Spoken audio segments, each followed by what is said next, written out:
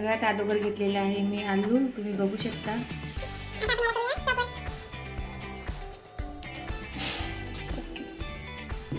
मी अशी चॉपर केलेली आहे. आता मी याला उकडून घेत आहे. मी असे आलू कट करून घेतलेले आहे. आलू बॉईल करून घेत आहे. अशा प्रकारे मी हे पूर्ण मॅश केलेलं आहे. आता याच्यामध्ये मी आता जिरे टाकते, चवीपुरतं मीठ. यात मी आता थोडी रेड चिली टाकते, त्यानंतर थोडीशी कोथिंबीर, 2 चमच कॉर्नफ्लोअर.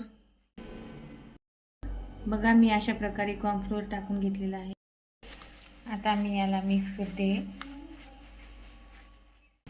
आता आपण याचा चांगल्या प्रकारे डो तयार करून घेऊया. आता आपण याचा डो करून घेऊया.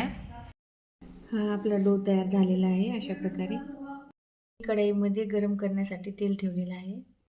मी थोडं तेल लावून घेते बटर पेपरला. आता आपण याला लाटून घेऊया. आता मी याला अशा प्रकारे लाटून घेत आहे. अशा प्रकारे आता आपल्याला हे कट करून घ्यायचं आहे.